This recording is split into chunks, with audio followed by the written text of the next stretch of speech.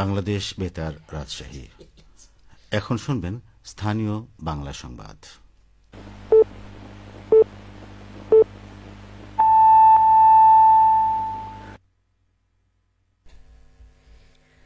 আসসালামু আলাইকুম। সন্ধে ৭টা, বাংলাদেশ বেতার রাজশাহী। স্থানীয় সংবাদ পড়ছি উম্মে সালমা। রাজশাহী বিশ্ববিদ্যালয় কেন্দ্রীয় ছাত্র সংসদ নির্বাচনের দাবি জানিয়েছেন শিক্ষার্থীরা। এক্ষেত্রে প্রয়োজনীয় সংস্কার, ঐক্যমত ও নির্বাচনী পরিবেশ সৃষ্টির জন্য তাগিদ দিয়েছেন বিভিন্ন ছাত্র সংগঠনের নেতৃবৃন্দ। আজ রাজশাহী বিশ্ববিদ্যালয় সিনেট ভবনে রাকসু সংলাপ, সংস্কার ও নির্বাচন শীর্ষক এক আলোচনা সভায় বক্তারা নানা মতামত তুলে ধরেন। বিশ্ববিদ্যালয়ের লোক প্রশাসন বিভাগের শিক্ষক ড পারভেজ আজহারুল হকের সঞ্চালনায় সংলাপে বক্তারা বলেন, ছাত্র সংসদ নির্বাচনের ক্ষেত্রে সংশ্লিষ্ট সকল অংশীজনদের মধ্যে ঐক্যমত জরুরি। গণতান্ত্রিক প্রক্রিয়ায় শিক্ষার্থী প্রতিনিধি নির্বাচন বিশ্ববিদ্যালয় পরিচালনায় শিক্ষার্থীদের প্রকৃত অংশগ্রহণ নিশ্চিত করে। ডেমোক্রেসি ইন্টারন্যাশনালের উদ্যোগে আয়োজিত সংলাপে ছাত্রদল, ছাত্র শিবির, বৈষম্য বিরোধী ছাত্র আন্দোলন, ছাত্র ইউনিয়ন, ছাত্র অধিকার পরিষদ, বিশ্ববিদ্যালয় প্রেস ক্লাব সহ বিভিন্ন সংগঠনের প্রতিনিধিরা অংশ নেন।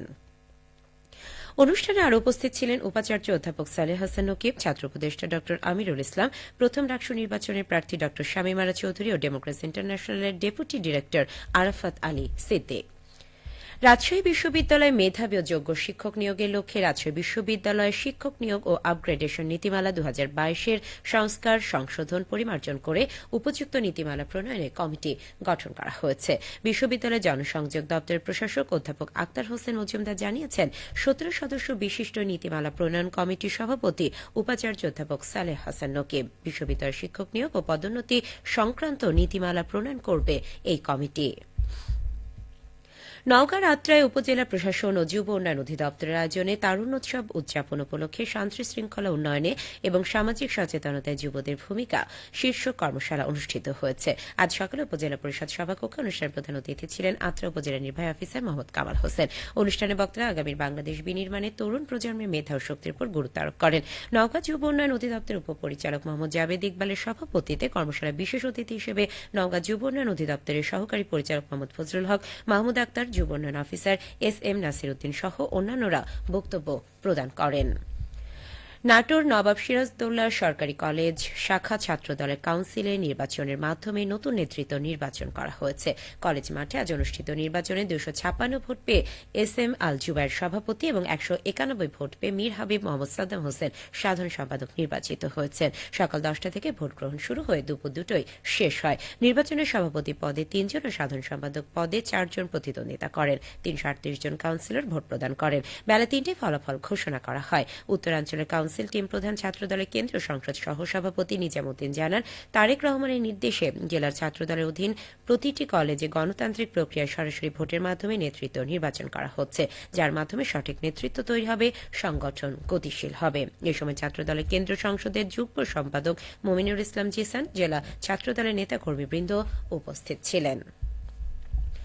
সামাজিক সচেতনতা বৃদ্ধির জন্য আন্তর্জাতিক নারী দিবস উপলক্ষে বগুড়ায় ব্র্যাক মাধ্যমিক বিদ্যালয় বিতর্ক উৎসব অনুষ্ঠিত হয়েছে।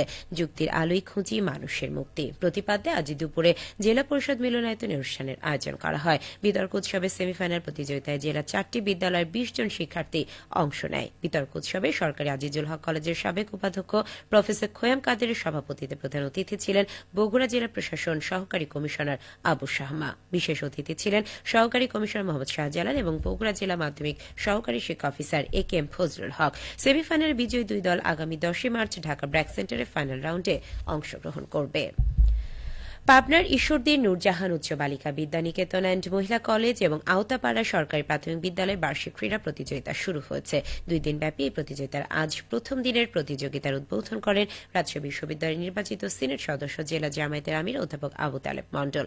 নূরজাহান বালিকা উচ্চ বিদ্যানিকেতন অ্যান্ড মহিলা কলেজের অধ্যক্ষ নজরুল ইসলামের সভাপতিত্বে ও আওতাপাড়া সরকারি প্রাথমিক বিদ্যালয়ের ভারপ্রাপ্ত প্রধান শিক্ষক মাহবুবুল ইসলাম বাদশার সার্বিক ব্যবস্থাপনায় বক্তব্য রাখেন উপজেলা শিক্ষা অফিসার মোসাম্মদ শাহিন আক্তার।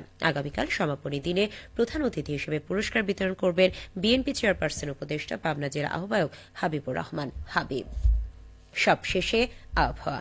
আজ রাজশাহীতে সর্বোচ্চ তাপমাত্রা ছিল 29.8 ডিগ্রি এবং সর্বনিম্ন 15.8 ডিগ্রি সেলসিয়াস। সন্ধ্যে 6টায় বাতাসে আপেক্ষিক আর্দ্রতার পরিমাণ ছিল 56%। রাজশাহী ও পার্শ্ববর্তী এলাকায় আগামীকাল সূর্যোদয় ভোর 6টা 36 মিনিটে। সংবাদ শেষ হল। আমাদের পরবর্তী স্থানীয় সংবাদ প্রচারিত হবে আগামীকাল সকাল 8:10